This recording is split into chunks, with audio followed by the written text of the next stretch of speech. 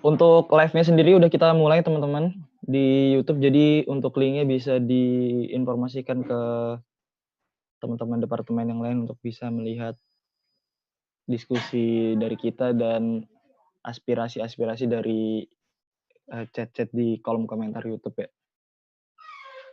Jadi diingatkan kembali untuk merename nama terlebih dahulu dengan nama dan departemen teman-teman supaya bisa memudahkan presensi ya dari pihak BMKM.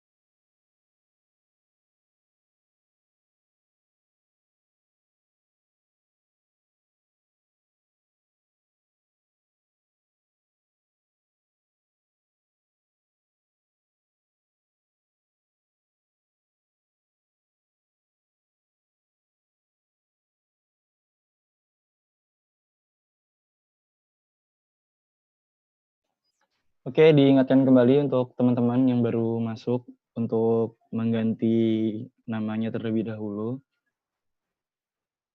menjadi nama departemen yang teman-teman wakili, supaya dari teman-teman BMKM bisa mendata presensinya.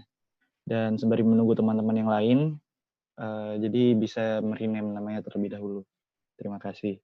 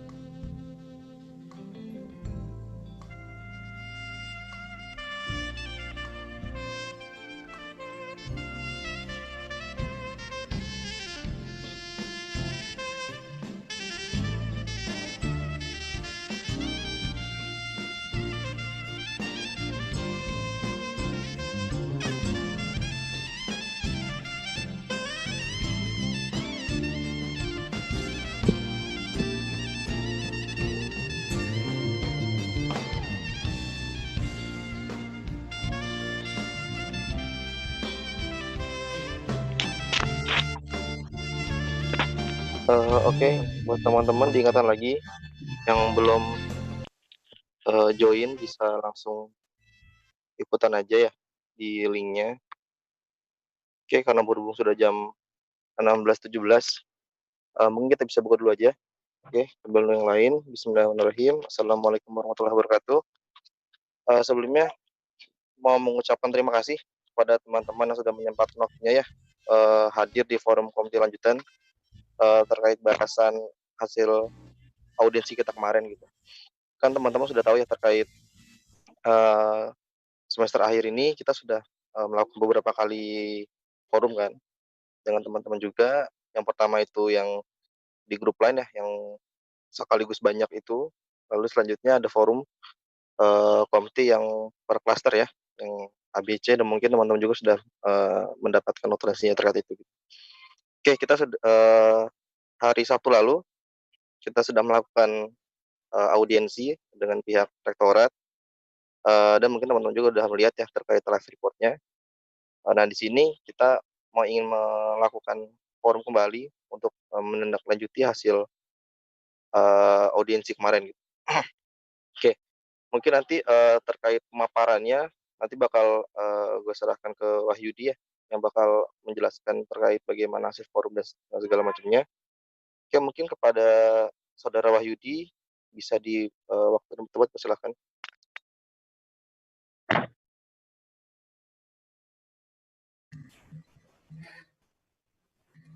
Oke, cek. Masuk ya. Ya, Assalamualaikum warahmatullahi wabarakatuh. Selamat sore dan salam sejahtera untuk kita semua. Alhamdulillah teman-teman, pada sore ini kita dapat berkumpul melalui media Zoom yang sudah disiapkan sama teman-teman BMKM, yang tidak lain dan tidak bukan tujuannya untuk membuat rancangan mekanisme pembayaran UKT semester 9. Nah, sebelumnya yang sudah seperti disampaikan Faras, kita sudah mengawalin kegiatan ini dengan banyak perjalanan teman-teman. Mulai dari forum komti lanjutan, hingga dilaksanakan audiensi pada tanggal 2 kemarin. Nah, sebelumnya ada permohonan maaf ya dari Presiden Mahasiswa, dari Wicak, karena sedang ada agenda lain di sidang MWA. Mudah-mudahan diskusi ini juga bisa berjalan dengan lancar dan bisa dihasilkan hasil yang baiklah untuk mahasiswa IPB.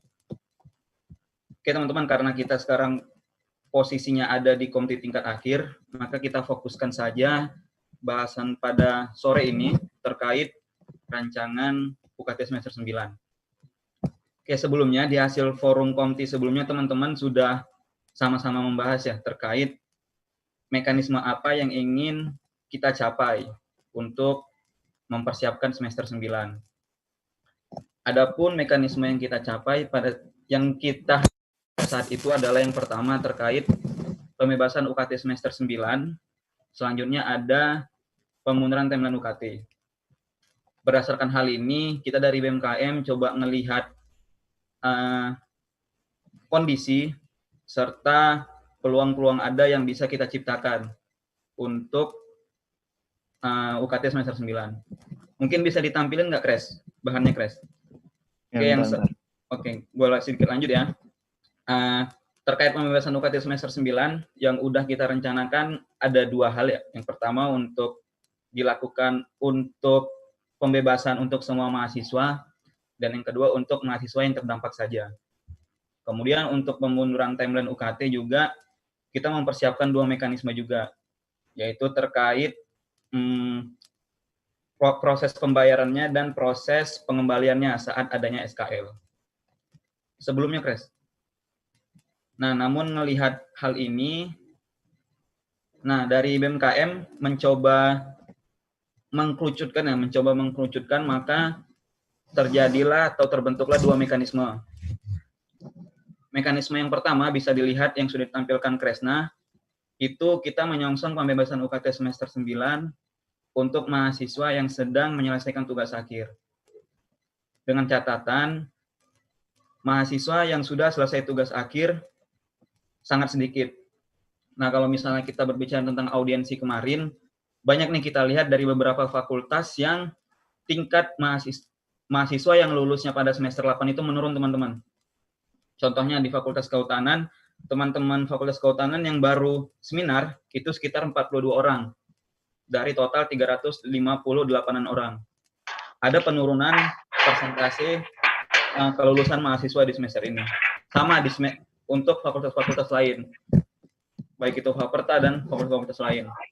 Nah, selanjutnya poin B, mahasiswa yang menambah waktu hingga semester 9 nggak hanya mengeluarkan UKT saja, tapi ada variabel yang harus kita bayarkan, seperti biaya penelitian tambahan, biaya kehidupan, ataupun biaya kos-kosan, seperti itu.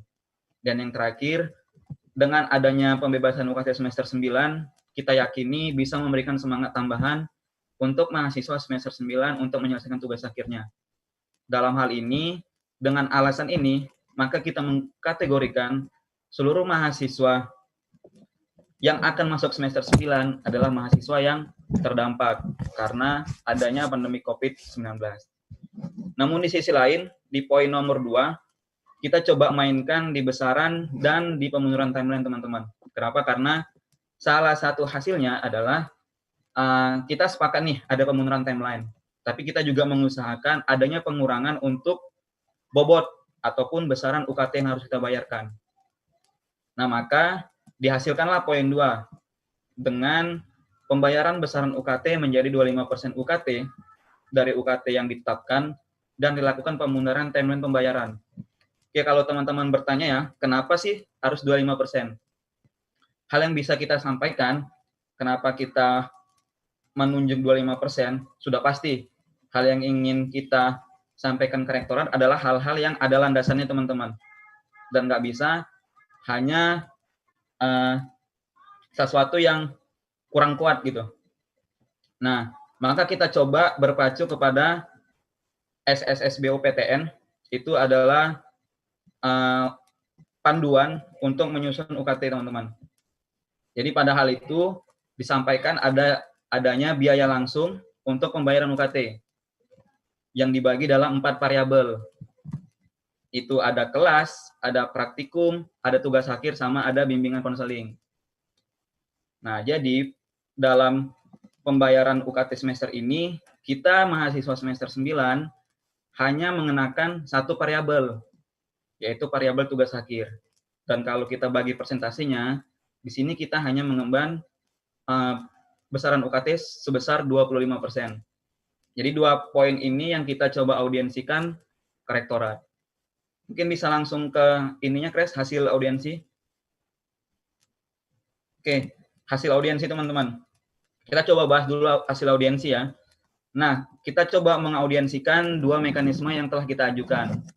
Namun teman-teman bisa melihat ada di poin 1. Poin 1 menunjukkan adalah pembebasan UKT untuk semua mahasiswa tingkat akhir semester 9 yang kita ajukan ini tidak dikabulkan, teman-teman. Kenapa? Alasan yang pertama, pihak fakultas tidak menyetujui karena kebijakan ini akan mengurangi biaya operasional akademik di fakultas. Kenapa? Karena ketika kita semester 9, kita tidak membayar UKT, maka fakultas itu nggak bisa melaksanakan kegiatan akademiknya untuk mahasiswa di semester 9. Itu alasan yang pertama. Terus alasan yang kedua, sistem UKT yang saat ini diterapkan di IPB ya, itu membagi biaya pendidikan mahasiswa secara rata di setiap semesternya. Hal ini juga terdapat di tayangan SSBOPTN bahwa mahasiswa itu dengan sistem UKT akan dikenakan biaya UKT yang tetap pada setiap semesternya. Dalam artian pada tiap semesternya adalah berapa lama waktu untuk menyelesaikan studi. Dalam hal ini 4 tahun yang dikenakan dengan 8 semester. Nah, makanya muncul alasan yang ketiga untuk ditolak. Karena UKT yang kita bayarkan di semester 8, yang kita asumsikan UKT ini tidak dapat dimanfaatkan secara optimal, secara maksimal, tidak bisa, teman-teman, dialokasiin ke semester 9. Karena pun kalau misalnya dialokasiin, alokasinya ke semester-semester sebelumnya. Contohnya, misalnya kita berada di semester 3, kita membayar UKT yang sama, tapi beban akademiknya berbeda. Dengan misalnya kita masuk ke semester 4 yang lebih berat. Nah, karena adanya sistem UKT ini, kita dikenakan UKT yang tetap, tapi alokasinya bisa dialokasiin ke dalam 8 semester itu. Dengan kriteria subsidi silang, seperti itu, teman-teman. Nah, untuk poin 1 ini kita tidak dikabulkan. Tapi kemudian rektorat coba merespon kembali mekanisme yang kita ajukan. Ada di poin kedua. Poin kedua adalah skema pembayaran UKT bisa kita lakukan dengan membayar besaran sebesar 25%. Terus, namun catatannya teman-teman, kita nggak bisa ngelakuin mekanisme keringanan UKT. Baik itu penurunan, baik itu pencicilan, kita nggak bisa. Dalam artian, semua mahasiswa, walaupun mahasiswa itu kesulitan, kita harus tetap bayar 25%. Namun, ada pilihan lagi nih. Kita dikasih mekanisme juga di mekanisme ketiga, yaitu skema pembayaran UKT dengan besarannya sekitar 25-50%, yang mana nanti kita tetapkan secara bersama. Tapi untungnya dengan mekanisme ini, mahasiswa yang terdampak bisa melakukan pengajuan pembebasan UKT ataupun nanti keringanan-keringanan lainnya. Jadi pada forum ini kita coba sampaikan nih kepada teman-teman mekanisme-mekanisme yang sudah kita sampaikan ke rektorat maupun mekanisme yang rektorat tawarkan. Dan pada sore ini coba bersama-sama kita kerucutkan mekanisme mana yang akan kita ambil untuk ditetapkannya UKT semester 9 yang berdampak baik bagi mahasiswa. Kenapa? Karena mekanisme 2 dan 3 adalah mekanisme yang ada plus minusnya teman-teman. Tinggal kita memilih sesuai dengan kondisi dan kebutuhan dari mahasiswa itu sendiri. Sekian dari gua lanjutin ke Paras untuk dipandu ke diskusi, Ras. Oke. Terima kasih Yud terkait pemaparan. Mungkin tadi teman-teman udah mendengar ya penjelasan oleh Yudi terkait hasil audiensi. Jadi yang pertama terkait pembebasan itu ditolak. Alasan tadi sudah dijelaskan. Lalu namanya kita diberikan 2 mekanisme, yaitu 20%, tapi tidak ada keringanan seperti pembebasan dan segala macamnya. Dan opsi ketiga 25 sampai 50 ya tadi. Namun di situ bisa melakukan seperti halnya pembebasan UKT dan segala macamnya apabila membutuhkan gitu. Oke, mungkin selanjutnya kita masuk aja ke sesi diskusi. Bagi yang ingin bertanya mungkin bisa ini aja ya, diacungkan tangan di chat atau di mana tuh? Bisa ngasih ini dulu aja, ngasih apa? Reaction, nanti kita reaction. bakal Oke. Sok Mangga.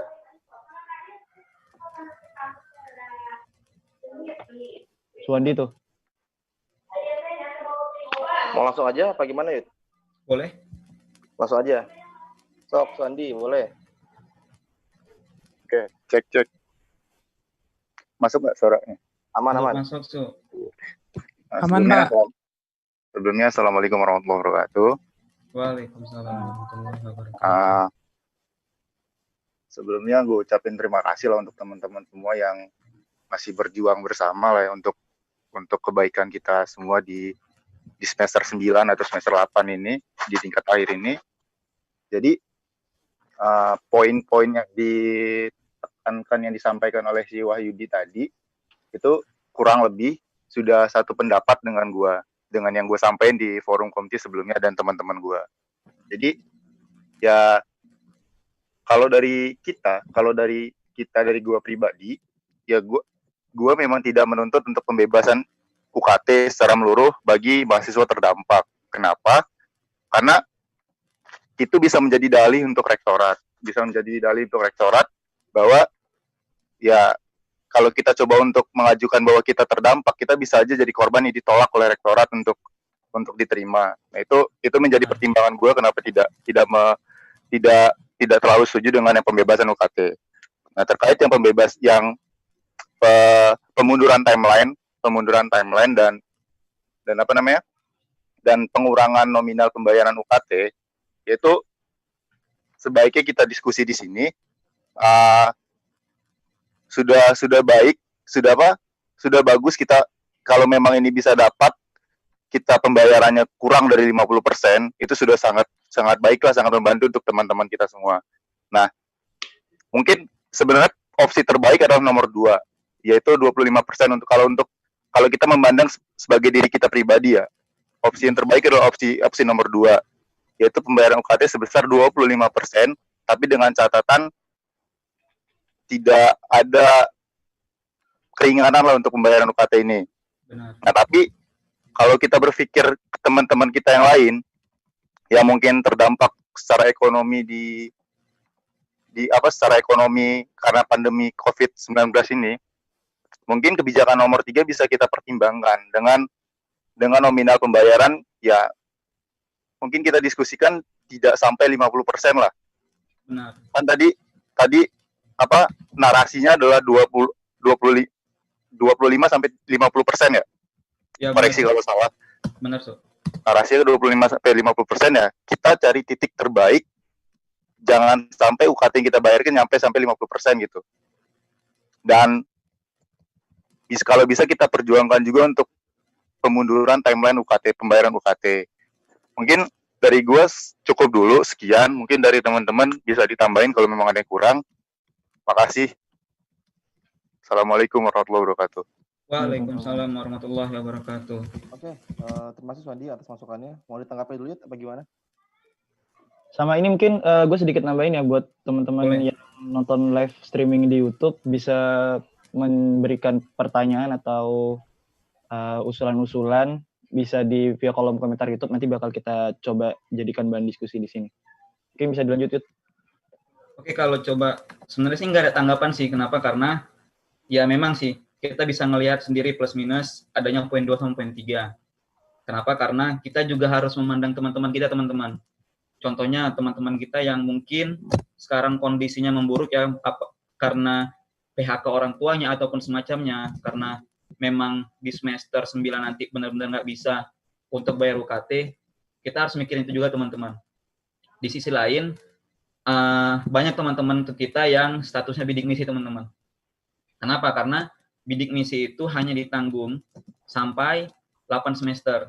Dalam artian nanti semester 9 mereka akan membayar sendiri dengan nominal yang sama rata, yaitu besarannya sekitar 2.400.000. Nah, jangan sampai kita antara memilih mekanisme 2 sama mekanisme 3 yang kita tahu plus minusnya, jangan sampai kita menutup ini hak-hak teman-teman kita yang seharusnya bisa mereka terima lah, benar-benar mereka terima. Baik itu karena kesusahan, karena dampak COVID, ataupun karena hal lainnya. Jangan sampai seperti itu. Jadi, memang benar tadi kata Suwandi, kita di sini coba kalau mau milih mekanisme 2 maupun mekanisme 3 yang mana saja, yang penting sesuai dengan kebutuhan dan kondisi teman-teman kita. Kalaupun memang masuk ke mekanisme ketiga ya, di forum inilah coba kita sepakati untuk besarannya berapa, seperti itu. Paling itu tanggapan gue, Ras. Bisa lanjut ke diskusinya, Ras. Oke, mungkin dari teman-teman ada yang ingin menyampaikan lagi terkait masukan dan tanggapannya, bisa mengirim reaction.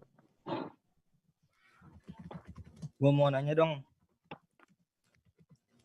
Boleh, Ran? Gue mau nanya, emang ini udah fix hanya ada 2 pilihan di pilihan 2 dan 3 atau seperti apa ya?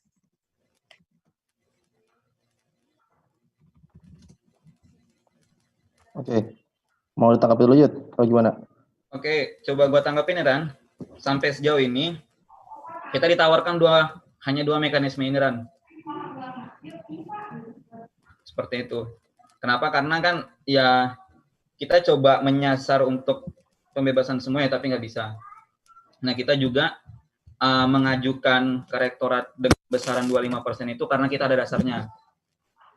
Dan hasil audiensi kemarin pun kita ditawarkan 2 kebijakan ini terkait 25% tadi sama yang sisanya. Mungkin secara garis besar gitu, Ran.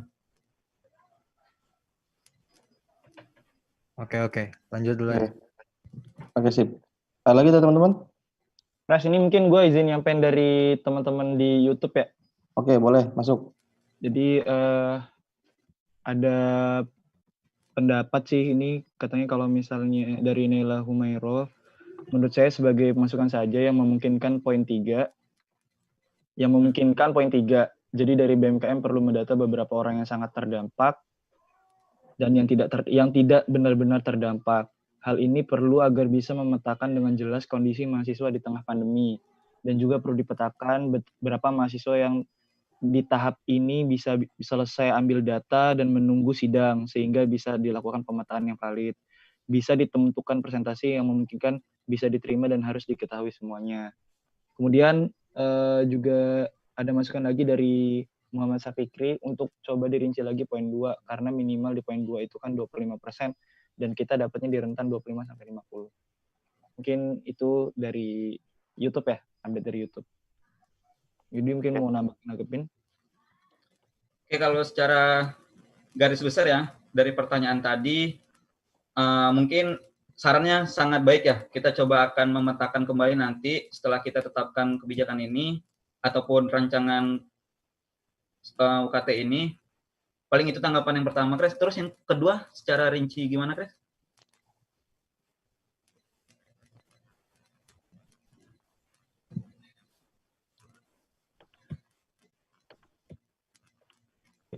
Sebenarnya itu nyambung di poin ketiga sih. Jadi mungkin dirinci kita bisa dapat berapa di 25 sampai 50% itu. Oke. Kalau kita bisa dapat berapa, teman-teman, sebenarnya mau itu 25, mau itu 50, ataupun mau berapapun nominalnya di antara itu, kita sendiri yang netapin, teman-teman.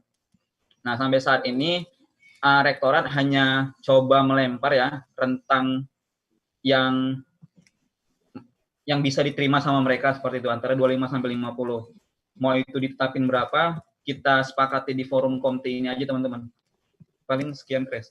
Kalau teman-teman yang lain punya saran, sok aja, Kres. Pras, dipersilakan. Ya, dikembalikan ke Paras mungkin buat memimpin diskusi. Ada lagi teman-teman yang mungkin ingin menyampaikan Andi ya? pertanyaan? Saya dong, boleh bisa? Oh, Siapa? Raffi ya? Boleh, Ra. Boleh, Mal, langsung. Iya, oke. Makasih banyak atas waktu yang diberikan. Pertama-tama gue ingin mengucapkan terima kasih banyak kepada teman-teman dari BMKM yang sudah mengusahakan gitu bagi kita mahasiswa-mahasiswa semester 9 dalam hal pembebasan UKT ataupun memang pengurangan ataupun memang dibantu gitu dalam hal pembayarannya itu. Nah, mungkin ini ada hal yang pengen gue tanyakan. Dari opsi-opsi yang ada begitu, apakah itu memang terkait dengan pembayaran yang 25% ataupun yang 50% itu dibayar itu di awal atau memang bisa ditunda gitu sampai UTS kayak kebijakan-kebijakan di tahun-tahun sebelumnya gitu. Kan kalau misalnya kebijakan di tahun-tahun sebelumnya itu kan ketika memang dia SK itu udah keluar sebelum UTS itu kan gratis gitu dalam hal UKT. Nah, itu mungkin bisa dijawab ya. Oke.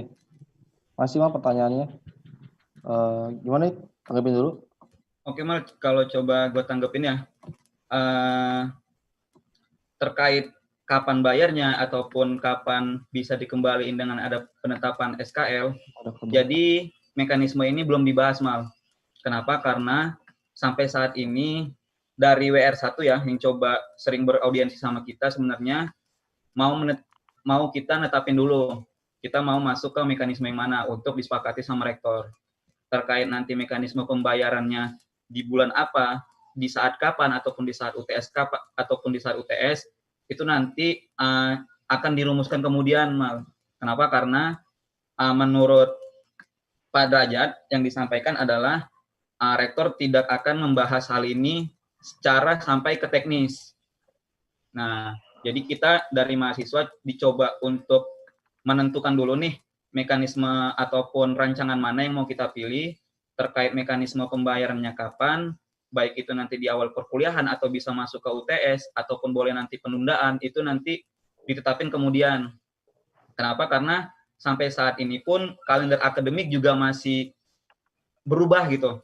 Belum tetap seperti itu sih, Mal. Oke. Gimana, Mal? Cukup? Oke. Silakan yang lain dulu aja. Oke. Ini mungkin ada lagi nih yang nanya, kalau misalnya pakai poin 2 apakah bisa tetap mengajukan pencicilan atau tidak? Gimana, Yud? Gimana, Paras? Poin 2. Poin 2 itu berarti yang poin 2 mekanisme 2 tadi ada yang nanya di YouTube, memungkinkan nggak kalau kita ambil poin 2 yang 25% untuk mengajukan cicilan?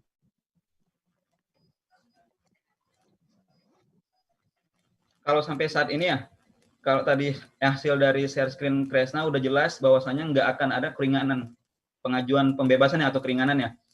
Mungkin bisa diperjelas atau ditambahin oleh Paras, mungkin Ras.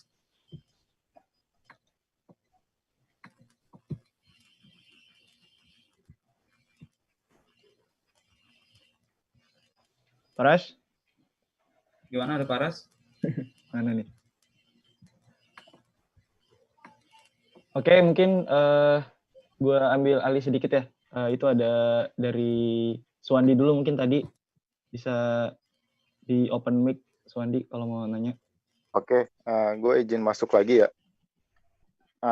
Pengen nanya nih sebenarnya, kalau kita mengambil kebijakan poin 3 ya, nomor 3, masalah rentan UKT antara 25% sampai 50%, begitu kita di sini di forum menyepakati, misalkan 35%, berarti saat nanti BMKM audiensi dengan rektorat, itu ada kemungkinan untuk rektorat menolak kebijakan itu. Itu yang pertama. Yang kedua, sebenarnya gue pengen saran menanggapi yang Rafif Kemal tadi ya. Ya, harapan kita dengan adanya COVID-19 pandemi ini, timeline pembayaran UKT bisa dimundurkan. Tapi secara sistem masih sama dengan UKT, dengan pembayaran UKT seperti biasanya gitu. Kayak kalau memang kita dituntut bayar sebelum UTS, maka kalau kita lulus sebelum UTS, maka uang yang kita bayarkan itu bisa kembali 100%. Tapi kalau memang kita lulus setelah UTS, ya itu sudah menjadi konsekuensi kita lah sebagai mahasiswa yang masih mengenyam pendidikan gitu. Mungkin dari gua itu mohon tanggapannya. Terima kasih. Oke. Mungkin lanjut terus. Makasih Su tanggapannya. Pertanyaannya mungkin bisa ditanggapi oleh Yudi. Oke, Suwandi, makasih. Terkait poin 1 ya, maupun mau angka berapapun kita tetapkan, akan ada kemungkinan ditolak atau enggak, kita belum bisa memprediksi seperti itu.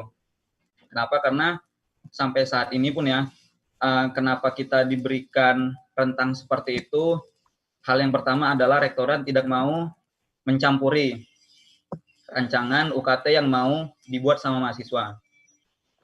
Nah, kalaupun emang kita mau netapin 35% ataupun semacamnya, mungkin akan kita bahas di audiensi selanjutnya seperti itu.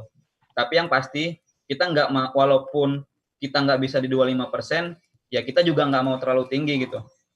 Jadi kalau kemungkinan ditolaknya kemungkinan ada, tapi kita juga akan terus memperjuangkan lah terkait besarannya, sesuai dengan apa yang kita sepakati di sini. Nah, terkait poin 2 tadi, seperti yang sudah saya sampaikan tadi, dari kita pun saat audiensi kita juga udah sempat menanyakan terkait timeline pembayaran ataupun nanti pengembalian UKT ketika teman-teman bisa nyelesain SKL sesuai waktu yang telah ditetapkan. Itu juga kita udah sampaikan teman-teman. Tapi emang responnya sampai saat ini karena timeline akademik yang belum stabil ya karena adanya COVID ini, di sisi lain kebijakan yang mau disepakati ini kita disuruh milih dulu nih, kita mau milih yang mana untuk ditetapkan sama rektor.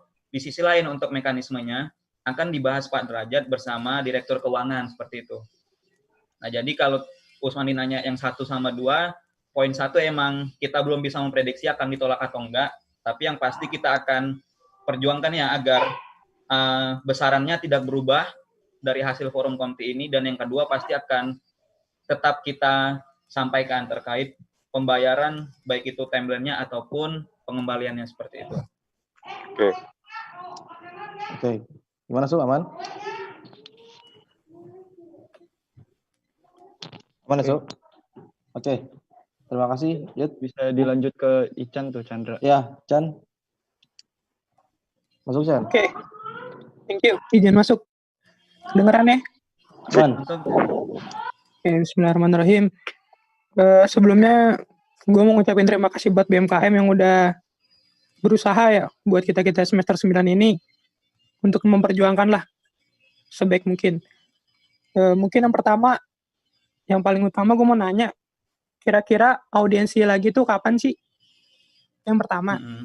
Terus yang kedua, kan tadi kan dijelasin kalau misalnya jadwal akademik juga di rektorat sendiri juga masih belum pasti ya, masih belum fix.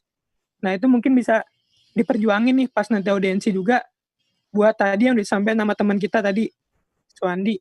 Jadi untuk tanggal pastinya untuk membayar UKT ini kalau bisa diperjuangin untuk ya dimundurkan lah. Karena keadaannya sekarang kan kita sama-sama tahu ya, siapa sih yang mau COVID-19 ini, siapa sih yang mau wabah ini, dan banyak yang udah terdampak, gak cuma di kita tapi juga di keluarga kita.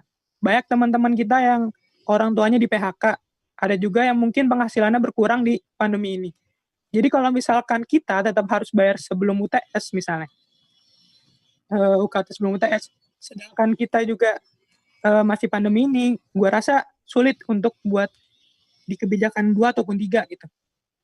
Kalau misalnya kita melihat dari teman-teman kita yang di posisi keluarganya lagi mengalami kesulitan ekonomi, kayak gitu.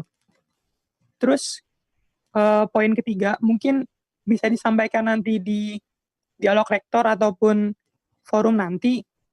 Ini kan kalaupun kita semester akhir nih misalnya, kita memperjuangkan untuk selesai misalnya sebelum semester 9 atau sebelum UTS. Sekarang gini aja deh, untuk yang Faperta sendiri, itu kita penelitian tuh ada yang di lapang sama di lab. Sekarang kita mau nge-lab di mana? Di lab ditutup semua. Di lapang pun, teman-teman magang pun pada dipulangkan juga. Itu untuk yang magang. Dan yang di lapang juga terkendala, banyaklah kendalanya. Nah, di sisi ini, gue pun masih bingung gitu loh. Kita dituntut untuk buru-buru lulus, tapi dengan cara seperti apa? Sedangkan kita mempertanyakan bagaimana cara mengerjakan tugas akhir aja, itu pun masih bingung kalau misal untuk menggunakan data sekunder. Jangankan di kitanya, di dosen-dosen pun sebagian besar masih bingung. Ditambah lagi, banyak teman-teman dari kita yang sulit untuk menghubungi dosen-dosen. Karena kita sama-sama tahu, dosen-dosen sekarang juga sedang sibuk juga membantu perkuliahan di adik-adik kita. Kayak gitu. Nah, jadi pertanyaan gue, kira-kira audiensinya kapan lagi? Terus, bisa nggak tuh diperjuangin buat kejelasan bagaimana cara mengerjakan tugas akhir ini gitu loh. Jadi, masalah UKT gue yakin 2 hal ini sama-sama sulit gitu. Mau 25%, mau yang 50%, tanpa kita tahu gimana caranya ngerjain tugas akhir ini gitu. Kalau kita tahu gimana caranya lebih cepat buat ngerjain tugas akhir, gue yakin kita bisa tahu nih, bisa mastiin ini gue bisa cepat lulus atau enggak, gue bisa cepat selesai tiket akhir sebelum UTS atau enggak, kayak gitu. Itu sih dari gue. Oke, makasih Chan. Pertanyaannya mungkin bisa ditanggapi oleh Wahyudi. Mungkin bisa diulang nggak, Ras? Tadi gue agak kelewat, Ras. Titiknya di mana, Ras? Gimana? Poin titik beratnya ada di mana tadi, Ras? Bisa diulang nggak, Ras? Oke, jadi kan tadi yang poin pertama itu terkait gue juga lupa lagi. Ya, gue Ya, yang pertama mungkin audiensinya kapan lagi? Oh iya, audiensi sama terkait ini tugas akhir. Jadi mereka kesulitan terkait kayak penggunaan data sekunder segala macam itu di awal itu tidak diajar gitu loh. Jadi makin lama gitu. Oke. Kalau coba gue tanggepin ya, Chan. Yang pertama terkait audiensinya kapan, kita belum ngagendain lagi ya. Kenapa? Karena audiensi terakhir banget itu kita tadi siang itu membahas terkait mahasiswa udah punya jawaban belum? Itu yang pertama. Dan kita memberitahukan bahwasanya pada sore ini kita ngadain forum komti untuk sama-sama membahas mekanisme ini. Jadi sampai sejauh ini belum ada, tapi kemungkinan kita akan mengabarkan terkait hasil apa yang mau diambil mahasiswa dari setelah dilaksanakannya forum komti ini. Itu yang pertama. Terus yang kedua, terkait bagaimana penyelesaian tugas akhir, sebenarnya gini teman-teman,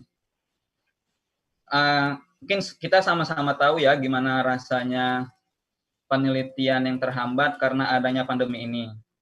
Namun, seperti yang sudah disampaikan di audiensi sebelumnya, IPB juga coba membuka ruang gerak nih buat mahasiswa terkait penyelesaian tugas akhir, yaitu dengan diberlakukannya surat edaran untuk alternatif pengganti skripsi, yaitu data sekunder. Tapi kita juga udah sampein teman-teman, gimana dengan teman-teman kita Pak yang ngadain penelitiannya di lapang seperti itu.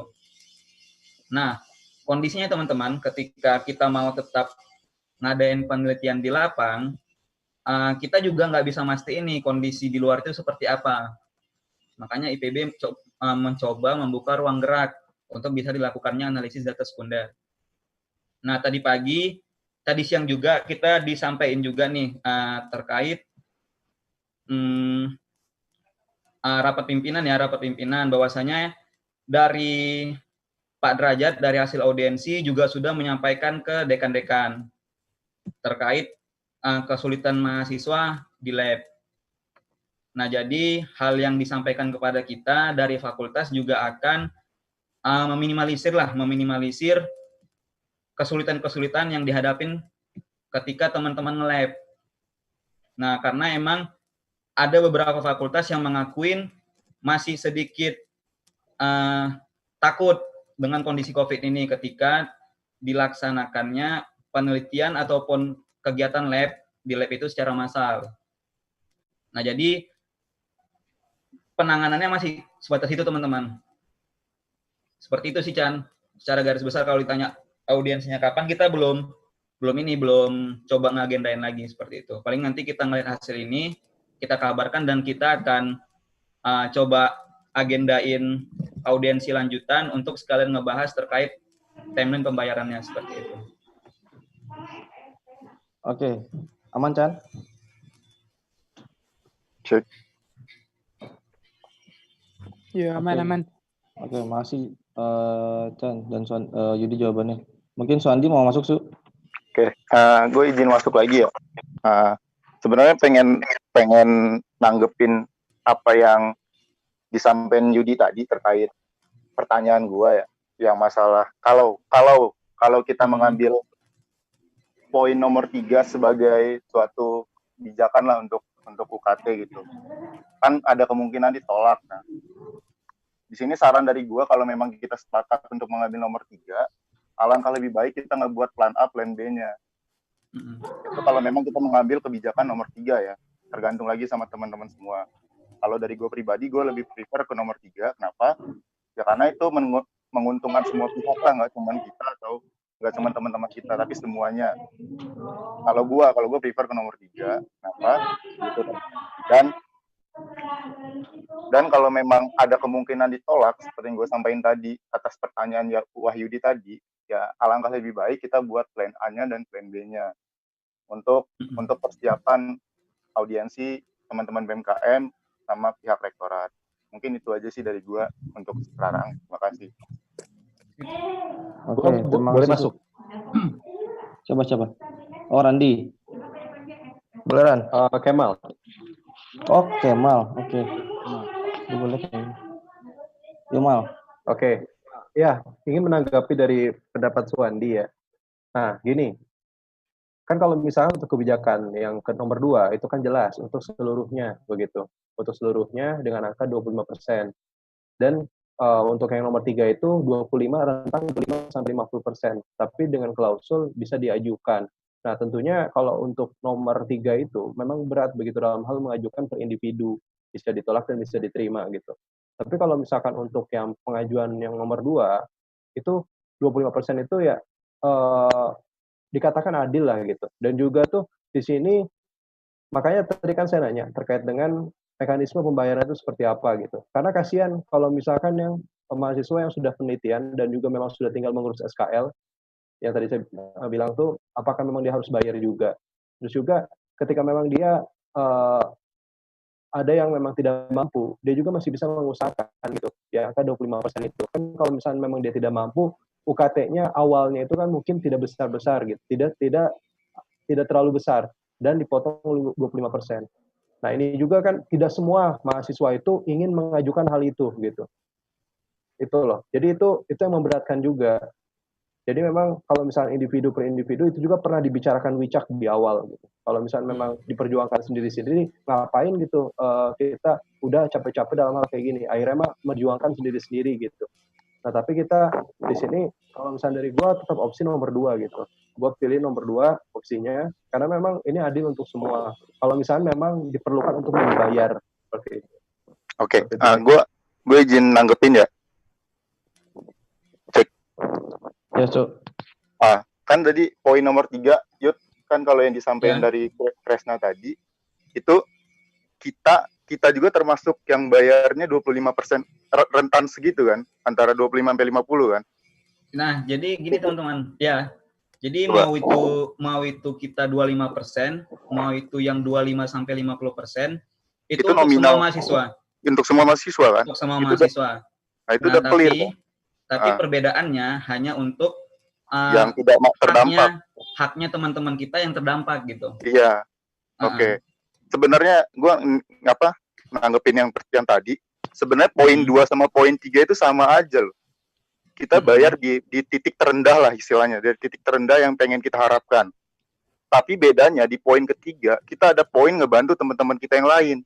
Benar. Supaya kalau poin nomor 2 itu mutlak, tidak ada namanya pencicilan UKT, pembayaran UKT nggak ada. Terus keringanan UKT lain nggak ada kalau kita pilih opsi nomor 2. Tapi kalau kita pilih opsi nomor 3 dengan pertimbangan poin terendah yang kita diskusi nanti, kita kan bayar tetap di poin terendah itu kan. Di poin persen terendah itu, misal 35% itu. Dan keuntungannya lagi, kita bisa ngebantu teman-teman kita yang memang kesulitan dan terdampak dari pandemi ini. Itu loh. Gitu kan, kalau salah koreksi Yud, Kres atau Paras. Oke. Gue itu aja. Makasih. Oke, kalau coba gue ulang ya, secara garis besar emang sama teman-teman. Mau itu nanti 25%, ini nanti juga diberlakukan untuk semua mahasiswa, ataupun mau ke poin 3 ya, 25 sampai 50% yang nanti coba kita tetapkan. Nah, sebenarnya itu ya tinggal kesepakatan aja kita. Kalau misalnya kita mau masuk nomor 2, berarti semua mahasiswa bayar 25%. Tapi kalau kita mau ngambil mekanisme ketiga ya tinggal kita sepakati nominalnya berapa. Tapi memang perbedaan besarnya adalah pada dasarnya teman-teman kita itu punya hak. Contohnya, kalau misalnya orang tuanya kena PHK, ataupun sekarang lagi emang butuh pencicilan banget, itu bisa kita ajuin kalau kita pilih ke mekanisme nomor 3. Tapi kalau kita pilih ke mekanisme nomor 2, kita semua diratain dan nggak ada keringanan UKT itu. Mau itu pencicilan, mau itu pembebasan juga nggak ada teman-teman. Itu aja tambahan. Makasih ya. Ya, maaf. Ya, ingin menanggapi kembali.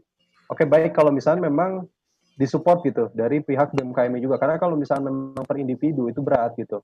Karena kan yang gua tangkap itu adalah diurusnya itu per individu. Karena kalau misalnya per individu jujur berat gitu. Kalau misalkan buat terkait dengan ini bisa diterima dan ataupun tidak gitu. Dan juga pasti banyak banget gitu. Banyak banget yang mengajukan itu, pasti itu. Karena memang tidak semuanya ini mendapatkan keuntungan dari pandemi ini, malah banyak itu kerugian seperti itu.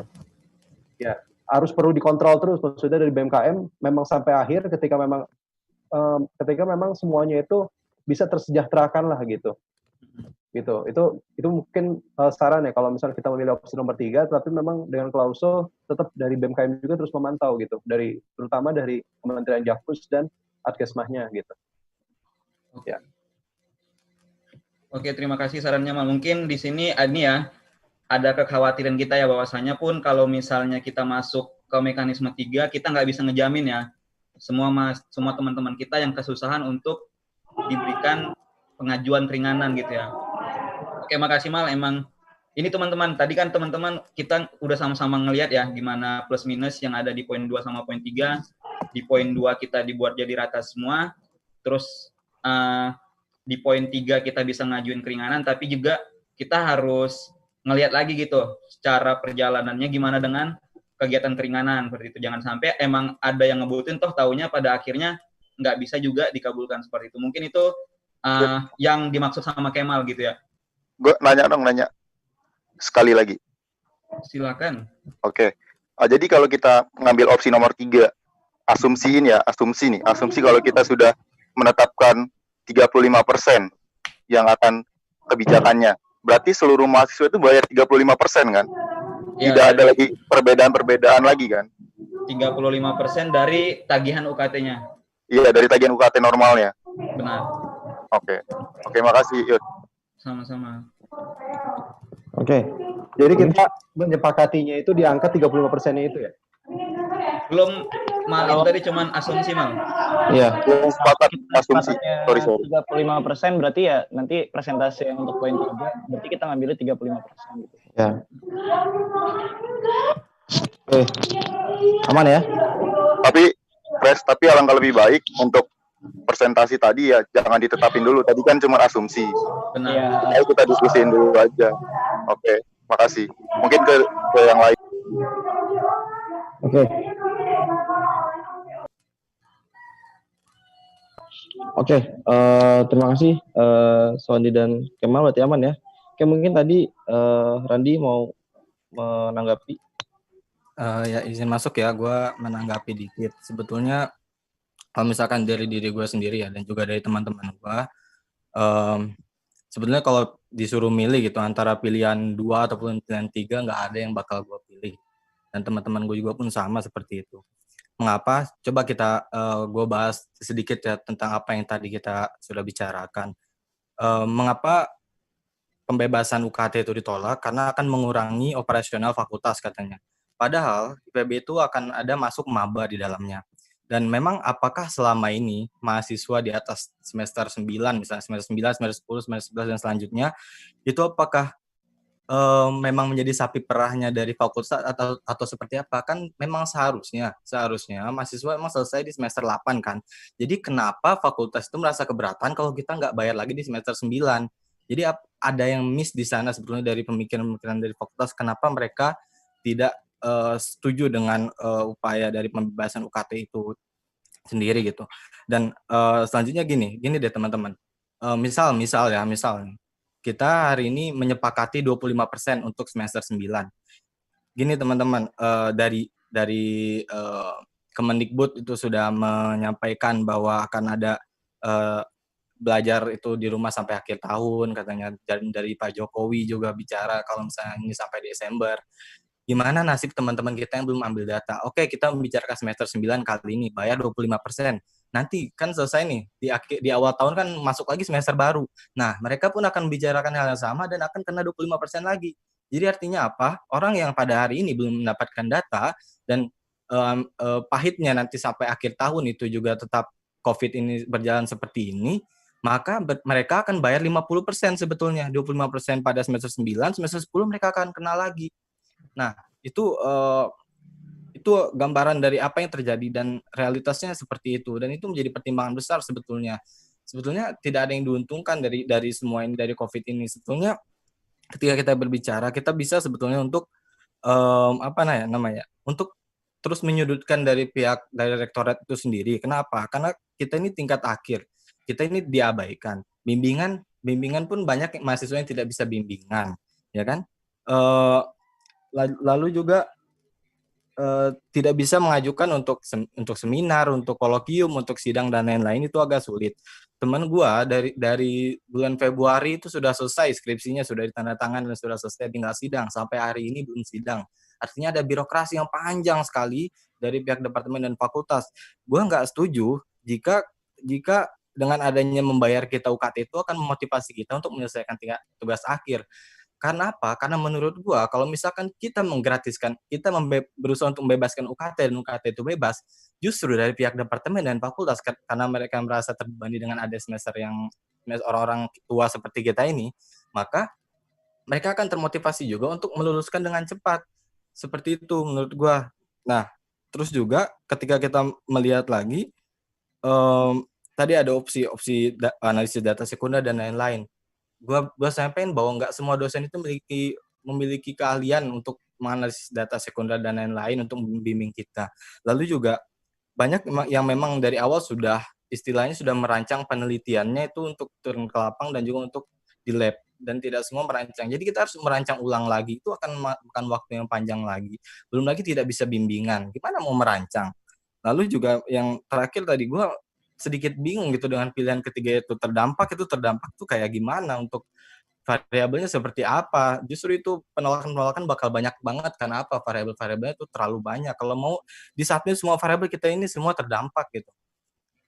Itu sih menurut gue. Jadi kalau misalkan pun, kalau dari diri gue pribadi dan juga dari teman-teman gue nih yang dari KPM ya, sebenarnya kita tidak setuju dengan pilihan 2 maupun pilihan 3. Kita lebih better untuk kita memperjuangkan untuk tidak ada pembayaran untuk UKT itu sendiri. Kenapa? Gue takutnya ini ya, bahasa solehnya tuh gue takut zolim gitu sama orang-orang yang memang dari awal tuh nggak mampu. Terus juga kalau udah nggak mampu, terus nanti ada opsi pengajuan. Kita tahu lah selama ini pengajuan ke IPB itu kayak gimana. Birokrasinya rumit, tidak ditambah lagi kita nggak bisa ke rektorat. Wah, ini bakal rumit banget, ditambah lagi ya masalah-masalah lain yang berurusan dengan online dan lain-lain. Banyak orang-orang di rektorat sana yang gaptek juga. Ya menurut gua cobalah kalau memang pembicaraan kita di sini opsi kita dipersempit untuk pilihan 2, pilihan 3, ya buat apa kita melakukan panjang lebar diskusi seperti ini, ya udah di vote aja gitu. Gitu menurut gue sih gitu aja. Kalau emang pahitnya emang udah vote, udah fix banget, kita nggak bisa melawan lagi, kita nggak bisa bergerak apa-apa lagi, ya udah kita vote aja. Buat apa, karena cuma ada 2 pilihan, ngapain kita diskusiin. Itu sih menurut gue. Sekian, terima kasih. Oke, Randi, terima kasih. Mungkin mana Yud? Oke, kalau coba gue tanggepin ya, terkait yang disampaikan Randi, dengan kondisi kita di tingkat akhir, yang kita punya masa waktu, bisa dibilang ya, kita punya masa waktu, sebenarnya kan nggak ada istilahnya fakultas itu mau ngelulusin dengan cara mudaran. Kalau kita tahu, ya kalau lu lewat 5 tahun, lu jadi tanggung jawabnya fakultas. Dan ketika itu banyak yang gua tahu ya, lu dikasih pilihan, bisa nyelesain 1 tahun, dalam artian lu selesai di 6 tahun, atau lu nggak bisa selesai sama sekali, dalam artian lu DO. Jadi sampai sejauh ini, ketika Randi mengatakan kita mahasiswa tingkat akhir akan diberi kemudahan untuk lulus, coba sampaikan datanya secara utuh gitu. Karena ini yang gue dapetin ketika gue mengurus di tempat lain seperti itu. Terus yang kedua, terkait kendala yang ada di fakultas, mungkin Randi bisa membaca ulang terkait hal yang sudah disampaikan oleh Wicak, bahwasanya semua permasalahan yang ada di fakultas maupun departemen terkait seminar, sidang, ataupun pengurusan SKL bisa diinventarisasi, langsung disampaikan ke gua dan Faras untuk disampaikan ke Dit AP. Nah, ini juga sudah disampaikan seperti itu. Dan yang ketiga yang mungkin bisa gua tanggepin, kita juga udah secara keras dan secara terang-terangan untuk yang pasti pengen kita semua digratiskan. Dan pun kalau misalnya Randi ngelihat dari hasil presentasi dan kita publikasi, kita sudah menggolongkan semua mahasiswa itu terdampak, Ran. Tapi kondisinya apa? Kondisinya karena kita menggunakan sistem UKT, jadi sistem UKT itu kita dibagi dalam 8 semester. Dan di semester 9 itu kita nggak ada di situ. Ketika kita, ini pengalaman ya, ketika kita mengurus kakak-kakak kita yang lalu, kita juga menyampaikan hal ini gitu. Kenapa semester 9 harus dikenakan biaya seperti itu? Tapi salah satunya adalah ketika kita menjadi mahasiswa dalam artian aktif, kita dikenain tagihan, teman-teman. Nah, karena SK rektor yang dalam keadaan normal pun masih 60, maka kita ya tetap dimintanya 60. Karena itu ada kebijakannya seperti itu. Kita juga udah menginventarisasi semua permasalahan yang teman-teman rasain. Baik itu penelitian di lapangan nggak bisa, terus kendala-kendala di fakultas gitu, teman-teman. Tapi ya, kita juga nggak bisa terlalu berpatok ke situ, teman-teman. Dan salah satu, ini bukan gue ada di posisi rektorat ya, tapi salah satu ruang yang sudah dibuka itu kita diberi kemudahan untuk ngelakuin analisis data secara sekunder atau enggak. Nah, itu tinggal kembali lagi ke kita mau manfaatin, toh pun kalau misalnya kita penelitian di lapang, ya kita juga nggak bisa tahu kapan lulusnya gitu. Dan kita nggak bisa memprediksi kapan pandemi ini berakhir seperti itu. Paling itu tanggapan gue juga akan memperjuangkan hak-hak kita, kalaupun ya, kalau teman-teman di sini sepakat kita nggak terima poin 2 sama poin 3, ya udah kita tinggal majuin lagi aja untuk majuin yang pertama walaupun kita sudah tahu hasilnya seperti itu. Terima kasih. Mungkin dari yang lain ada yang mau nambahin? Oke, mungkin tadi Falah ya mau masuk lah. Silakan. Iya, boleh. Jadi gini, kan tadi kan untuk pembahasan tentang pembagian UKT itu kan ada 4 tuh. Ada untuk praktikum, kuliah, tugas akhir, BK gitu. Nah, menurut gua nggak bijak aja gitu kalau misalkan membagi itu rata gitu kan. Karena untuk operasional paling tinggi itu di praktikum pasti. Terus yang kedua itu kuliah, terus yang ketiga itu di tugas akhir. Tugas akhir pun itu tinggi karena kita pakai lab. Ya, tinggi karena kita pakai lab gitu. Cuman ya tadi untuk pembagian tadi itu aku nggak setuju tuh 25%. Nah, kalau misalkan nih aku setuju banget sama Randi sih sebenarnya untuk tetap nggak bayar 0. Karena memang dalam keadaan kayak gini itu BPOPT pernah ngelihat BPOPT keuangan dan sebagainya itu selalu surplus kok IPB gitu. Tapi karena ada ini kan mungkin minus dan lain sebagainya, dana-dana itu bisa di backup gitu kan. Nah, sama kalau misalkan nanti nih dari teman-teman yang lain juga untuk penurunan, misalkan kalau nanti nggak bisa 0% masuk ke 10%, mungkin itu jauh lebih baik dibandingkan tadi 25% karena nggak seimbang aja. Sama satu lagi untuk aku menanggapin tentang tugas akhir ya, tugas akhir dengan pengambilan data sekunder. Itu kalau misalkan dari departemen gue sendiri, itu ada beberapa memang masih bingung gitu kan tentang gimana cara pengambilan data sekunder, karena sampai sejauh ini tuh jarang banget ada skripsi tentang itu gitu. Dan untuk ininya, untuk apa namanya, untuk melihat atau merubah itu tuh nggak gampang. Nah, makanya ada beberapa yang memang harus turun lagi ke lapang dan lain sebagainya. Dan lebih parahnya memang ada beberapa yang belum dapat topik gitu kan. Nah, mungkin segini dulu tanggapan gue. Lanjut ke Luras. Oke, makasih Falah. Mungkin Yud mau ditanggapi dulu. Oke, gue coba sedikit nanggapin Falah.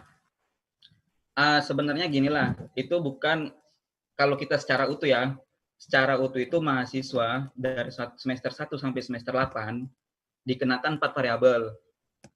Variabel yang pertama itu ada kelas, praktikum, terus bimbingan sama tugas akhir. Itu semester 1 sampai semester 8 seperti itu. Dan kalau misalnya dikatakan kita nggak bisa memilahnya, emang benar gitu, kita nggak bisa memilahnya. Tapi kita bisa melihat variabel yang diemban sama mahasiswa. Itu variabel tugas akhir aja. Nah, jadi itu yang bisa kita maksimalkan. Kalau terus terkait ya teknis penelitian, mungkin akan lebih enak ya ketika teman-teman mendiskusikannya ke fakultas. Kenapa? Karena sampai sekarang surat edaran yang sudah dibuat itu sudah disampaikan ke fakultas dan hasilnya pun dekan-dekan juga sudah menyadari beberapa ketidaksempurnaan ataupun belum diterapkannya secara kebijakan secara menyeluruh di lab-lab. Nah, memang kondisinya sampai sekarang ya kita emang belum nemuin solusi terkait gimana dengan penelitian yang lapang, ngambil data ke lapang. Seperti itu sih ya. Hampir di semua fakultas lah ngerasain ya pengambilan data sekunder itu ya sangat sulit buat kita ataupun menjadi hal yang baru seperti itu. Mungkin bisa ditambahin Kresna dan Paras. Masuk Res. Mungkin izin nambahin juga ya teman-teman. Ini gue tadi juga ngebahas juga mungkin ke Randi ya soal 0%. Sebenarnya mau kita balik ke opsi yang 0% pun hasilnya bakal sama aja sama yang disampaikan sama pihak rektorat. Karena memang kebijakan soal UKT ini bukan kebijakan yang bisa diambil sama satu pihak karena banyak melibatkan pihak-pihak yang lain dan salah satunya adalah pihak-pihak dekan dan wakil dekan kita gitu. Jadi mungkin kemarin juga kita dari BEMKM juga udah ngasih arahan sama teman-teman juga di forum komti, ditambah juga ketua BEM fakultas untuk bisa lobby ke dekannya supaya bisa ngasih argumen ke Pak Rektor untuk memperkuat bahwa UKT ini bisa gratis. Karena secara realita mungkin tadi masuk ke mahasiswa baru itu sampai sekarang juga banyak hal-hal yang belum jelas, Ran, untuk kayak misalnya timeline masuknya seperti apa dan nanti pembayaran UKT-nya seperti apa. Kita juga belum tahu, dan yang jadi concern kita adalah bagaimana UKT semester 9 ini bisa kita perjuangkan lebih dulu. Karena setelah UKT semester 9 ini bisa beres, masih banyak masalah UKT yang lain, teman-teman. UKT semester 1 sampai semester 8 kita juga harus pikirkan juga, dan UKT mahasiswa baru yang nanti masuk juga kita harus pikirkan juga, dan UKT vokasi juga yang perlu kita pikirkan juga. Jadi memang ada beberapa titik kritis di sini, makanya kita di sini pengennya sama teman-teman silakan kalau kita mau balik ke opsi 1 tadi yang bisa saya sampaikan bahwa kita udah tahu jawabannya. Tapi kalau kita ngasih di opsi kedua dan opsi ketiga, kita masih bisa untuk memperjuangkan karena hasilnya kita belum ketahui seperti apa. Makanya kita nanti di sini bisa ngambil opsi mau ke yang mana, dan nanti kita bisa memperkuat argumennya kayak yang disampaikan sama Suwandi tadi. Menyiapkan poin-poin plan A dan plan B-nya. Terus juga masuk juga mungkin arahan dari Kemendikbud perihal work from home dan sebagainya.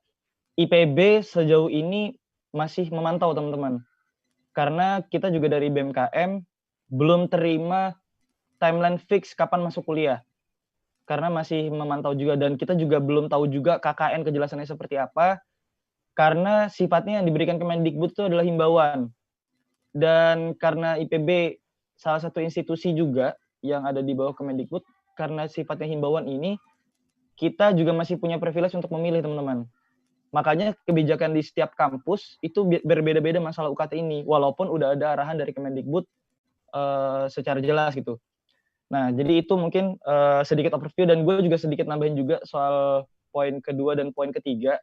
Itu bedanya kalau untuk poin kedua, kita mutlak secara persentase akan dipatok segitu, dan tidak akan ada toleransi lagi. Tapi kalau misalnya di poin ketiga, di range lebih dari 25%, ya 25% sampai 50%, di range itu teman-teman kita masih bisa kesempatan untuk pengajuan, dan sebenarnya kita pun kalau misalnya lulus sebelum UTS dengan mengejar waktu yang ada, ya UKT kita bakal tetap 0 gitu. Secara pembayarannya bakal balik ke mekanisme yang lama gitu.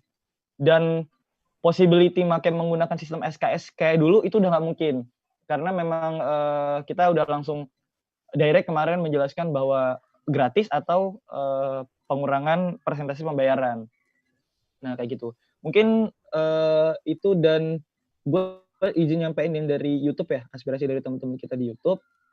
Itu mungkin yang bisa direspon ini ya, bagaimana nasib yang ngambil data di lembaga lain gitu, dari lembaga-lembaga luar, itu seperti apa, dan mahasiswa IPB kan banyak yang penelitian di Litbang dan LIPI juga. Nah, itu gimana kira-kira gitu. Dan kemarin juga udah kita sampaikan semua. Jadi memang kendala di kita tidak terbiasa dengan data sekunder. Penelitian kita terbiasa dengan data primer. Tapi respon dari pihak rektorat, mereka memberikan fasilitas berupa audiensi lanjutan untuk DIT-AP. Jadi untuk hal-hal yang sekiranya keluhan teman-teman, misalnya ada dosen yang kurang masalah bimbingan buat di tugas akhir dan segala macamnya, itu silakan disampaikan ke Wahyudi. Mungkin bisa di notice dosennya siapa, ada di departemen apa, nanti bisa kita advokasikan ke DIT-AP biar permasalahan itu cepat selesai. Sama halnya ketika tugas-tugas di kuliah online, teman-teman, yang kita dirasain sama adik-adik kita, itu kan tugasnya ada banyak banget. Dan IPB nggak bisa ngasih batasan yang jelas dan ngasih instruksi yang jelas untuk para dosen-dosen, karena itu balik lagi ke wewenang dosen masing-masing. Yang bisa kita lakukan, itu kita coba untuk advokasikan ke ranah yang lebih tinggi. Mungkin itu ya buat sebagian besar tanggapan yang ada di YouTube. Dan kayaknya udah kejawab semua. Mungkin bisa dikembalikan ke Faras. Dan ini juga udah ada Wicak ya. Mungkin nanti Wicak bisa nambahin juga soal flow dana yang ditanyain sama sama Falah dan Randi. Tadi disampaikan bahwa mungkin IPB dananya setiap tahun bisa plus kayak gitu. Oke, terima kasih Kresna. Mungkin dari Yudi ada tambahan? Atau Wicak yang baru masuk? Kres tadi, mohon maaf teman-teman, saya baru bergabung karena baru selesai sidang Majelis Wali Amanat untuk ngebahas kebijakan, salah satunya kebijakan ini juga, tapi ada kebijakan lain. Langsung aja Kres, yang perlu kira-kira gue jawab apa? Tadi flow dana IPB tahunan mungkin. Kan sumber bisa jadi dari hasil tadi mungkin Randi atau ini ya, Farah tadi nyampein kalau mereka juga sempat baca kalau dana IPB itu selamanya plus dan itu mungkin bisa dipakai buat nalangin UKT kita. Baik, oke. Terima kasih. Yang pertama teman-teman, sumber dana penerimaan IPB itu ada beberapa. Simpelnya ada yang APBN, kemudian ada yang dana masyarakat. Dan itu pun dibagi lagi. Dana APBN itu dibagi lagi menjadi dana APBN operasional dan dana APBN non operasional. Dana masyarakat pun juga dibagi lagi menjadi dana masyarakat IPB dengan dana masyarakat SPPA. Simpelnya itu nggak bisa dicampur aduk. Karena setiap pos anggaran itu butuh pertanggungjawabannya. PTNBH punya kewenangan untuk mengatur secara non-akademik dan akademik, namun tetap harus mempertanggungjawabkan pos-pos anggarannya kepada kepada Mendikbud gitu, Mendikbud, dan terus kemudian juga di ACC oleh BPK. Itu poin pertama. Terus kemudian terkait dengan saling tergeser itu bisa. Dan IPB saat ini sedang melakukan revisi juga dan beberapa simulasi. Tapi gini teman-teman, perlu digarisbawahi bahwa kebutuhan IPB itu nggak cuma ada di mahasiswa saja.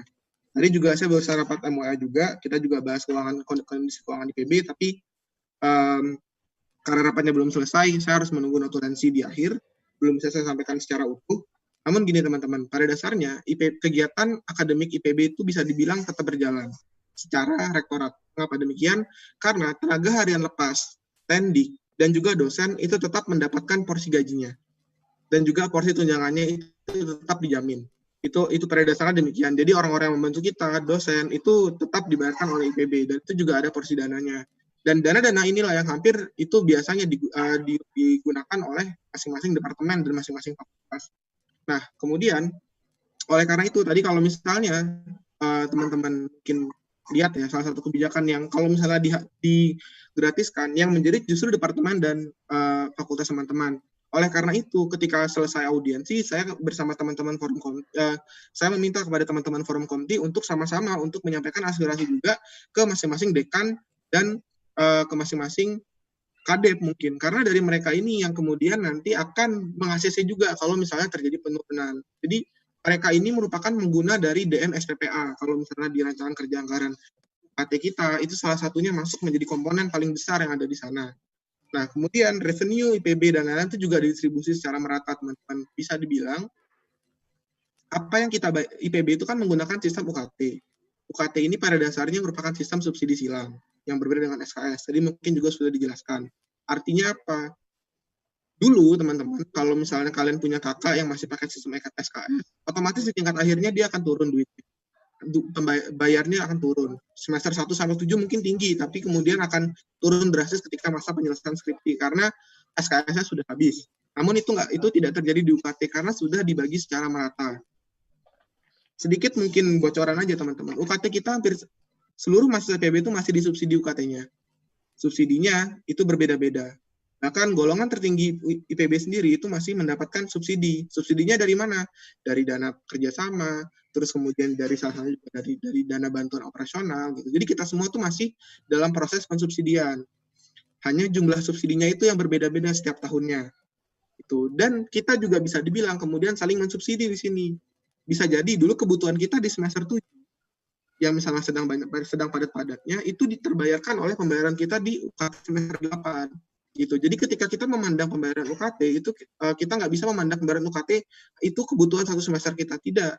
tapi pembayaran UKT selama kita melakukan pelaksanaan pendidikan. Nah, jadi itu mungkin beberapa yang perlu kita pahami terkait dengan kebijakan ini. Dan tadi saya juga membaca beberapa yang sudah ditanyakan oleh teman-teman kalau misalnya flow dana kurang lebih seperti itu. Dan saat ini masih IPB sedang melakukan simulasi-simulasi. Oleh karena itu, kebijakan UKT belum diumumkan sama IPB. Sebagai perbandingan, 3 kampus PTNBH sudah sudah memberikan pengumuman UKT. Ada siapa saja, Undip misalnya, ada Unpad, dan ada ITB. Boleh kalau misalnya saya boleh share screen, biar kita bisa sama-sama ngebandinginnya enak. Ini karena uang PTNBH bisa dibilang mirip alokasinya. Boleh Wicak untuk share screen mungkin? Ini masih ada waktu ya, sebelum buka, mohon maaf.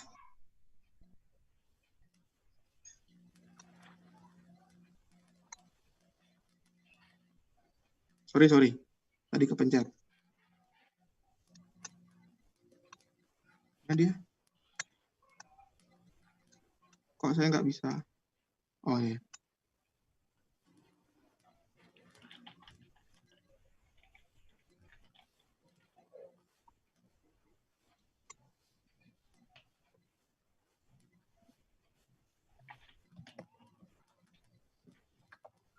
Oke. Ini 3 PTNBH yang sudah mengeluarkan kebijakannya. Ada Universitas Diponegoro, Pajajaran, dan Institut Teknologi Bandung. Hari ini juga Forum Rektor Indonesia, Majelis Rektor Indonesia juga telah mengumumkan rilis teman-teman terkait dengan UKT. Mungkin nanti juga bisa saya tayangkan poin-poinnya, supaya bisa memahami juga sebenarnya yang dimaksud dengan Kemendikbud itu apa. Yang pertama, Universitas Diponegoro, mahasiswa sedang menjalankan skripsi atau tugas akhir, dapat mengajukan penarikan kembali UKT untuk semester ganjil. Saya lupa mencantumkan nomor edarannya, mohon maaf. Tapi pada intinya, dia dapat mengajukan penarikan kembali UKT untuk semester ganjil jika dia lulus sebelum tanggal 30 Agustus 2020. Untuk yang semester IRS ini mungkin sama SKS mereka ya, hanya tinggal skripsi atau tugas akhir dan dinyatakan ini dapat meminta pembebasan UKT dengan dinyatakan dengan surat pernyataan pembimbing. Maka diberi kesempatan untuk menyelesaikan skripsi sampai akhir bulan Desember 2020 tanpa membayar UKT. Undip. Universitas Pajajaran. Saya belum mendapatkan surat edarannya, tapi ini yang saya sadur dari berita ya, dari rilis dari rektornya. Perpanjangan batas masa studi selama 1 semester, diberikan pembebasan kewajiban membayar UKT jika minimal sudah memiliki usulan riset yang sudah disetujui dosen pembimbing. Namun belum tentu semua mahasiswa dapat memperoleh perpanjangan masa studi ataupun pembebasan UKT. Untuk mendapatkan kebijakan, mahasiswa bersangkutan harus menyampaikan surat permohonan pengajuan perpanjangan batas studi kepada dekan fakultasnya. Mirip seperti Universitas Diponegoro sebenarnya. Cuma lebih detail di Undip. Institut Teknologi Bandung. Kebebasan biaya pendidikan dengan ketentuan sebagai berikut. Sudah mengambil tugas akhir, tesis disertasi, menyampaikan permohonan secara tertulis yang menyertakan kronologi serta rekomendasi tertulis dari dosen pembimbing. Di antara ketiga PTNBH ini, dari total beberapa yang mungkin saya belum masukkan ke sini atau belum mengeluarkan kebijakan, yang berani untuk bisa memberikan UKT semester 9 kemudian keringanan sampai berapa persen itu masih IPB. Di luar mekanisme yang lain. Ini mekanismenya mereka hampir semua itu mekanismenya pengajuan. Dan mekanisme itulah yang memang disepakati juga oleh Majelis Forum Rektor se-Indonesia. Jadi rektor itu juga melakukan konsolidasi teman-teman. Karena mereka tahu mahasiswa itu pasti banding-bandingin. Wah kebijakan A kayak gini, kebijakan di kampus gua kok nggak kayak gini. Makanya mereka juga melakukan konsolidasi itu. Nah, makanya penting buat kita untuk sama-sama melihat juga dari kampus lain kebijakannya seperti apa. Sehingga teman-teman, yang tadi ya, kalau misalnya kita memperjuangkan UKT 0 atau 0%, di sini kan sistemnya kita sedang melakukan proses perumusan kebijakan. Dan kita membantu IPB untuk merumuskan kebijakan dengan kita berdiskusi. Di sini kita tidak menolak kebijakan, karena kebijakannya belum ada, tapi kita sedang merumuskan kebijakan. Nah, dalam merumuskan kebijakan ini, perlu alasan-alasan yang memang logis dan bisa diterima juga oleh PTN. Gitu. Makanya di sini kita perlu sinergi, dan saya juga menyampaikan kepada teman-teman, kan hubungi dekan, hubungi kadepnya, supaya kita sinergi sama-sama, dan IPB sudah rapim tadi pagi, kemarin juga kemudian rapim, dan sejauh ini ya opsi yang disampaikan yang sudah tadi ada 3 opsi itu gitu. Itu yang kemudian bisa kita diskusikan ini apa. Yang jelas kalau misalnya 0% semester 9 belum ditemukan nih dananya mau diambil dari mana kalau misalnya mahasiswa semester 9 itu mau meminta pembebasan UKT. Kalau misalnya teman kita meminta pembebasan UKT semester 9, yang menjerit adalah dari departemen dan dari fakultas teman-teman. Dan perlu disampaikan juga ke teman-teman, saya rasa kebijakan UKT ini kita nggak bisa memandang hanya untuk semester 9. Namun ini akan berpengaruh kepada keuangan IPB secara global. Artinya apa?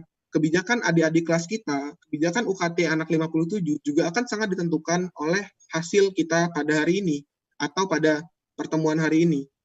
Itu. Permintaan kita untuk meringankan itu juga akan berdampak kepada keuangan IPB, dan intern juga akan berdampak kepada adik-adik kita ataupun nanti mahasiswa yang tingkat 2 ke atas, teman-teman. Itu yang saya rasa juga perlu jadi framework bersama untuk kita pahami bareng-bareng. Mungkin demikian yang saya sampaikan, karena sudah 5.33 juga, dan saya sudah buka puasa di sini, mohon maaf, jadinya on fire. Mungkin bisa boleh tolong share, Cak? Yang mana? Yang file yang tadi ke grup nanti. Oh ya, bisa. Itu perbandingan UKT. Jadi, saya bukan mau memuji IPB, bukan. Tapi, kalau misalnya saya bandingkan dengan beberapa kebijakan yang sudah diambil ya, ada yang melibatkan mahasiswa, tapi tidak melibatkan mahasiswa. Kita masih diberikan ranah demokrasi lah, untuk bisa merumuskan. Nah, tapi penting juga buat kita sama-sama mengetahui juga, misalnya kalau mau nol, landasannya apa. Mungkin tadi Mas Randi menyampaikan, landasannya terkait dengan surat edaran Kemendikbud. Tapi kan Kemendikbud tidak memberikan uang sama sekali ke PTNBH. Dan itu juga jadi poin yang kita perjuangkan di Majelis Wali Amanat. Tapi ya sampai saat ini belum ada. Itu bahkan kecenderungannya untuk PTNBH malah dikurangi dananya. Itu. Mungkin itu, Paras bisa masuk. Oke, terima kasih Cak atas penjelasan yang sangat gamblang. Oke, mungkin sini teman-teman ada yang ingin menanggapi mungkin terakhir ya? Atau gimana nih? Karena kan di sini udah menjelang buka. Mungkin kita serahkan kembali ke forum terkait apakah akan dipending dulu, nanti kita lanjut lagi dengan kesepakatan waktu yang ditentukan bareng-bareng. Atau bisa langsung milih mekanisme. Ya, betul. Buka puasa jam berapa sih di WIB? Mohon maaf. Sobat, tergantung lokasi, Cak. Saya 18.30, Mas. Oh iya. Oh iya. Gini, BMKM mau nanya juga, boleh? Boleh. Terkait dengan nanti dialog rektor. Nah, itu kan katanya rencana juga mau ada semacam gerakan dalam hal ini juga, dalam hal keringanan UKT. Itu gimana tuh? Bisa dijelasin juga gitu. Baik, terima kasih Mas Kemal. Langsung saya jawab aja Kresya biar cepat. Sok, boleh.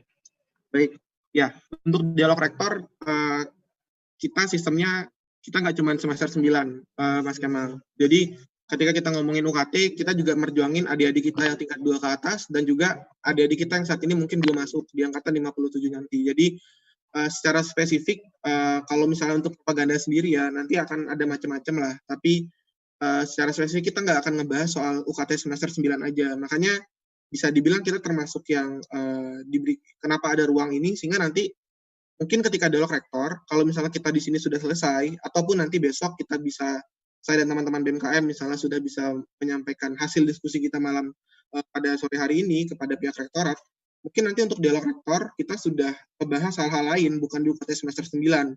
Itu. Tapi misalnya UKT adik-adik kita nih gimana, itu kan juga perlu jadi pembahasan. Gitu. Kita sudah mulai membahas nih dari BMKM. Namun memang dari rektorat sendiri kan dan dari beberapa himbauan masih fokusnya ke untuk UKT ya, masih fokusnya ke tingkat akhir. Untuk mereka masih difokusin ke PJJ. Itu. Nah, tapi kan kita juga tetap harus membahas UKT-nya, termasuk juga adik kelas kita. Sejauh ini yang kita memang paling tekan adalah nggak boleh ada kenaikan UKT, dan ini sudah dikonfirmasi juga Mas Wahyudi ya. Tidak ada kenaikan UKT untuk IPB tahun depan, baik itu dari sekolah vokasi maupun untuk sarjana. Beda mungkin sama Undip kok, jahat. Oke, gimana Mas Kemal? Oke, makasih. Oke, mungkin ada lagi Terakhir, atau ada yang memberikan masukan terkait forum ini, apakah dipending dulu atau bagaimana baiknya?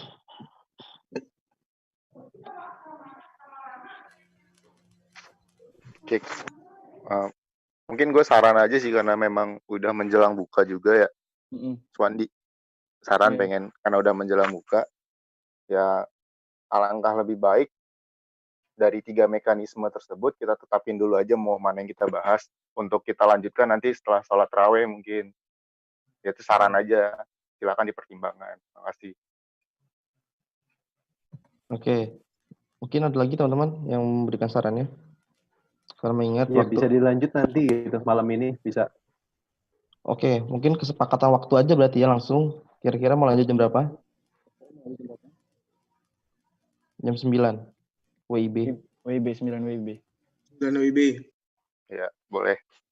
Oke. 9 WIB ya. Berarti tadi yang gue tangkap dari Suwandi, kita nentuin poin dulu ya. Mau lebih condong kemana nanti secara lebih mendalam dibahas nanti jam 9 malam gitu. Ya, itu saran kalau yang lain punya tanggapan yang lain silakan aja. Oke. Kalau dari gua ibaratnya nanti aja ditunda kita bicarakan lagi gitu. Karena kalau misalkan kita udah memilih opsi yang tadi, tentunya ya itu adalah jawaban dari hasil diskusi itu gitu. Karena sejauh ini masih dikit yang memberikan suaranya gitu. Mungkin barangkali ada beberapa tempat yang sudah buka puasa juga gitu. Oke, sepakat. Silakan Mas Faras. Oke. Berarti karena sudah disepakati ya, berarti nanti kita lanjut jam 9 malam. Untuk forum kali ini mungkin kita pending dulu teman-teman. Terima kasih atas waktunya. Selamat berbuka bagi yang sebentar lagi akan berbuka puasa.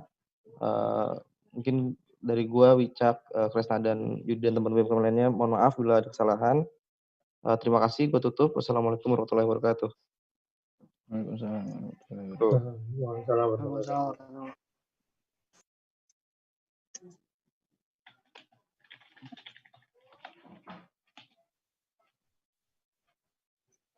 Selamat buka teman-teman. Cak. Semangat ya Cak dan teman-teman. Selamat seminar Mas Kemal. Selamat seminar Selamat ya. seminar Kemal. Mantap Kemal. Gue ini ngejuangin Kemal nih definisi memperjuangkan rakyat Kemal. Dia sudah selesai semuanya, sekarang kembali ke sini. Mantap. Memang panutan sekali memang Kemal. Ketua Himakua zaman dekat terus nih. Gue ada menghilang gue dari BDP soalnya ngurus akademik terus. Nah, berarti sekarang anak S2 ya? Statusnya anak S2 sekarang. Doain ya, doain. Gue